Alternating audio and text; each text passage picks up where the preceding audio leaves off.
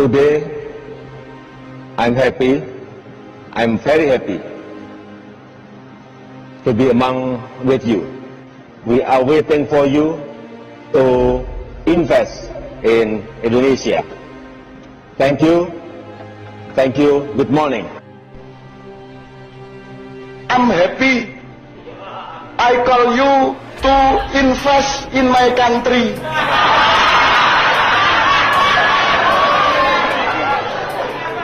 Aduh. Iki ngimpi apa gitu ya. Masya Allah. Please invest in my country. Aduh mati. Aku coba. Loh, kalau memang dinilai dan disepakati itu yang terbaik, ya jangan hanya 3 periode atau 5 periode, ya seumur hidup. Kalau memang sudah yakin dan sepakat bahwa itu baik.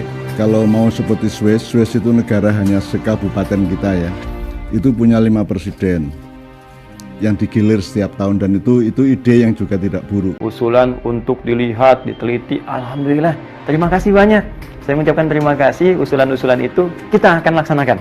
Bahkan kalau perlu Anda punya tim auditor yang ingin berkontribusi, ingin melihat, ingin mengecek, sangat terbuka teman-teman sekalian. Ya, sehingga apa yang kita bisa berikan diketahui untuk persiapan kita melaju kepada hisab Allah di hari kiamat nanti.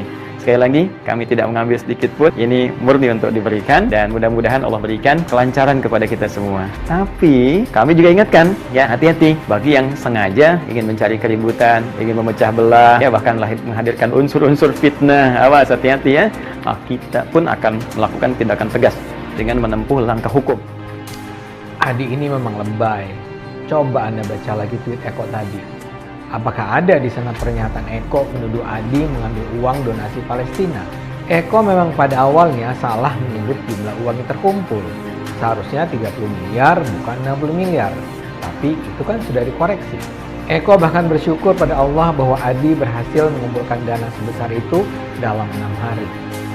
Kalau Eko kemudian menyebut yang tersalur adalah 14 miliar rupiah, itu karena berita terbaru yang dibaca Eko memang menyebut angka 14 miliar rupiah. Adi terlalu baper. Tapi Adi ini walau sering disebut Ustadz, isi dakwahnya memang dikenal agak kacau. Jadi kesan saya Adi ini memang suka cari popularitas dan ucapan dan tindakan yang mungkin sengaja ia lakukan untuk menunjukkan bahwa dia pejuang Islam sesungguhnya. Tiap dari 5 presiden itu kan bersaing untuk menjadi yang terbaik di antara 5 itu. Jadi setiap tahun ganti. Kalau kita mungkin bisa lebih dari 5. Nah, Pak Jokowi kan yang orang yang paling kredibel untuk menentukan siapa temannya 5 orang atau 10 orang itu kan gitu.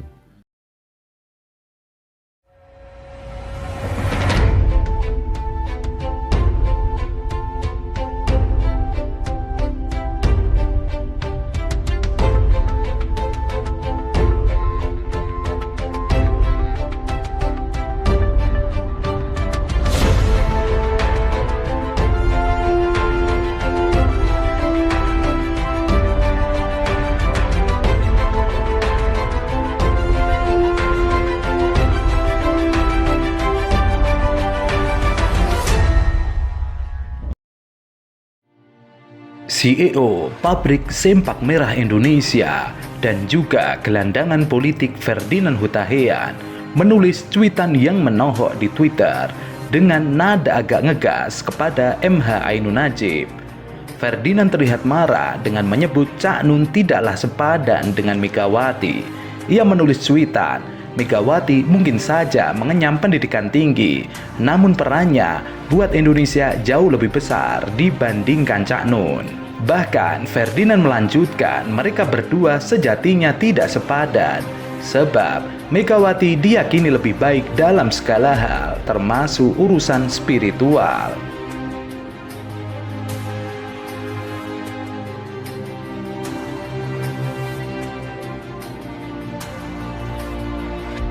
Sebelumnya, cuitan Ferdinand ini buntut dari pernyataan kontroversial Cak Nun dalam sebuah video lawas yang menyebut Ketua Umum PDIP Megawati Soekarno Putri tidak berilmu.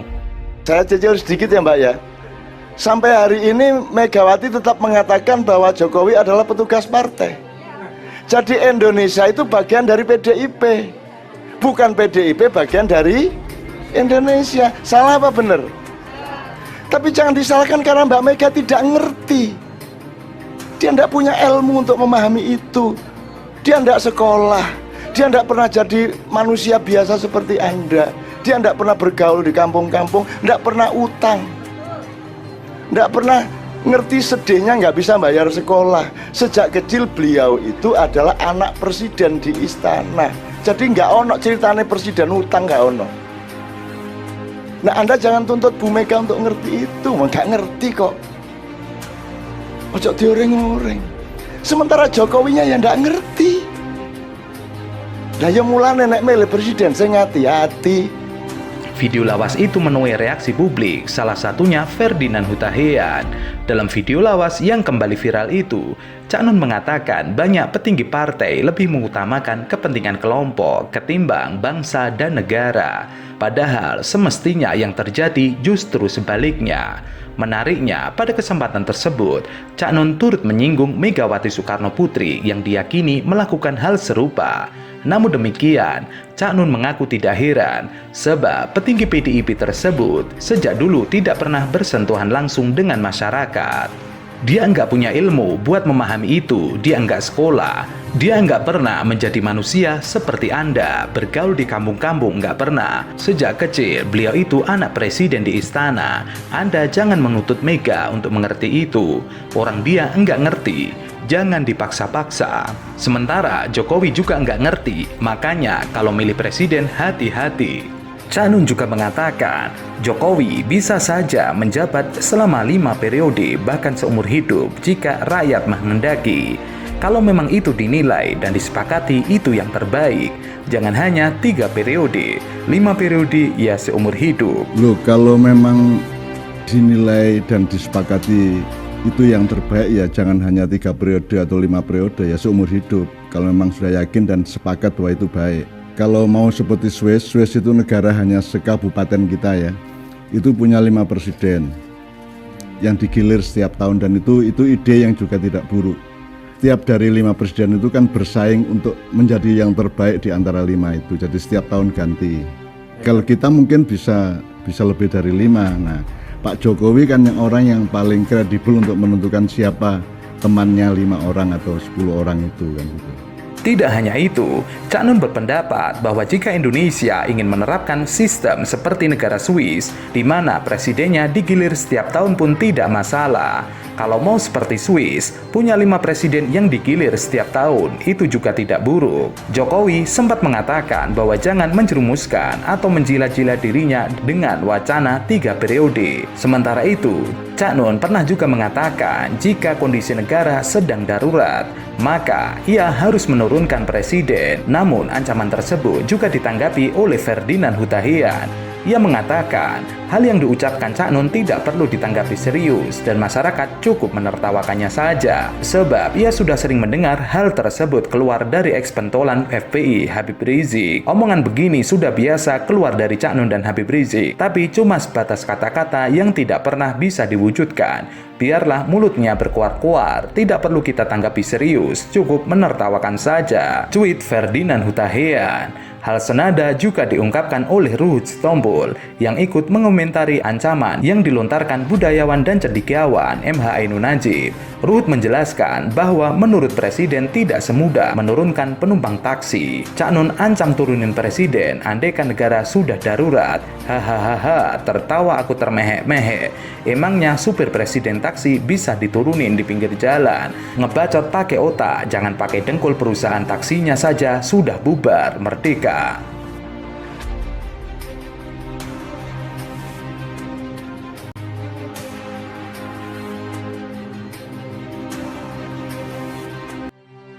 Direktur Eksekutif Komite Pemberantasan Mafia Hukum Mu'annas Al-Aidid mengatakan, donasi Palestina yang dilakukan Ustadz Adi Hidayat atau UWAH adalah ilegal alias tidak berizin. Karena itu, bisa saja rencana UWAH mempolisikan netizen yang mempertanyakan transparansi dana itu malah menjadi bumerang bagi UWAH sendiri. Ancaman itu diucapkan oleh mantan politisi PSI. Usulan untuk dilihat, diteliti, alhamdulillah. Terima kasih banyak. Saya mengucapkan terima kasih, usulan-usulan itu kita akan laksanakan. Bahkan kalau perlu Anda punya tim auditor yang ingin berkontribusi, ingin melihat, ingin mengecek, sangat terbuka teman-teman sekalian. Ya, sehingga apa yang kita bisa berikan diketahui untuk persiapan kita melaju kepada hisab Allah di hari kiamat nanti. Sekali lagi, kami tidak mengambil sedikit pun, ini murni untuk diberikan dan mudah-mudahan Allah berikan kelancaran kepada kita semua. Tapi kami juga ingatkan, ya hati-hati bagi yang sengaja ingin mencari keributan, ingin memecah belah, ya bahkan menghadirkan unsur-unsur fitnah. Awas, hati-hati ya. Kita pun akan melakukan tindakan tegas dengan menempuh langkah hukum. Untuk itu, Mu'annas menyarankan UWAH agar mengurungkan niatnya membawa masalah tersebut ke jalur hukum. Pasalnya, secara kacamata hukum, penggalangan dana yang dilakukan pihak UWAH tidak mempunyai izin. Hal ini bisa saja menjadi bumerang bagi dirinya. Kegiatan menghimpun dana masyarakat tanpa izin, pelakunya bisa diproses hukum, ujar Mu'annas Al-Aidid membela Eko Kuntadi. Menurut Mu'annas, menghimpun dana secara pribadi bertentangan dengan Undang-Undang Nomor 9 Tahun 1961 tentang pengumpulan uang atau barang. Bila aturan tersebut dilanggar, UWAH bisa saja terancam hukuman penjara 3 bulan tanpa izin pejabat berwenang yang belakangan marak terjadi. Saran Mu'annas sebaiknya segera dihentikan, apalagi ada sanksi pidananya karena melanggar Undang-Undang Nomor 9 Tahun 1961. Sementara itu, pihak Ustadz Adi Hidayat tidak akan mundur satu langkah pun. Ia menegaskan tidak akan main-main terhadap akun-akun yang sengaja membuat framing atau fitnah atas aksi penggalangan donasi bantuan untuk Palestina. Rencana pelaporan akun-akun tertentu, saya ingin tegaskan bahwa itu bukan rencana, tapi memang hal yang sudah kami siapkan. Sekarang sedang distrukturisasi, ya, bagaimana delik-delik hukum yang sesuai dengan akun-akun yang bersangkutan yang menebarkan informasi-informasi yang bukan hanya keliru, tapi berpotensi juga membenturkan berbagai pihak, membuat kegaduhan, bahkan juga menimbulkan fitnah-fitnah, baik itu ditujukan secara langsung dalam gambar ataupun narasi atau bahkan framing berita tertentu yang isinya tidak jauh dari niat-niat yang dimaksudkan. Kami pantau memang sudah ada jejak-jejak digital di masa lalu yang memang terlihat juga. Saya pastikan insya Allah dengan izin Allah Subhanahu wa Ta'ala, bahkan hari ini ya para pengacara kami juga nanti dari berbagai pihak ingin coba menyelesaikan hal-hal yang bisa memecah belah bangsa. Saatnya kita rekonsiliasi, saatnya kita menata bangsa lebih baik, kompak, bersatu, memajukan bangsa ini.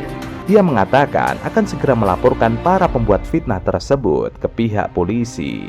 UWAH memastikan akun-akun yang bakal dilaporkan itu terindikasi menyebarkan informasi yang bermuatan fitnah dan membuat kegaduhan, baik yang ditunjukkan secara langsung melalui gambar, narasi, atau framing-framing berita tertentu yang berisi fitnah dan framing negatif. Ulama yang aktif membentuk para penghafal Quran itu kembali menegaskan tujuan dari pelaporan ini sebagai ikhtiar untuk menghentikan akun-akun penebar fitnah, pembuat kegaduhan dan pemecah belah persatuan. Baginya, ini merupakan momentum menyatukan chemistry bersinergi untuk menghentikan kegaduhan ini.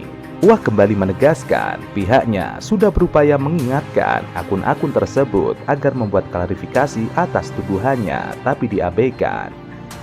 Bahkan muncul pembelaan dari pihak-pihak tertentu yang seolah saling menguatkan. Ia meminta kepada semua pihak agar mengawal kasus ini. Menurutnya, apapun motif akun-akun tersebut didasari atau tidak, tetap harus dimintai pertanggungjawaban hukum. Seperti diketahui, UWAH telah melaporkan pihak yang menfitnahnya ke polisi terkait aksi penggalangan dana untuk rakyat Palestina. UWAH sebelumnya mampu menggalang dana masyarakat sebesar 30,88 miliar. UWAH pun menyalurkan sebagian donasi itu, yakni sebesar 14,3 miliar melalui MUI. Lalu, sebesar 14,35 miliar diserahkan ke Dubes Palestina di Indonesia, Zuhair Asun.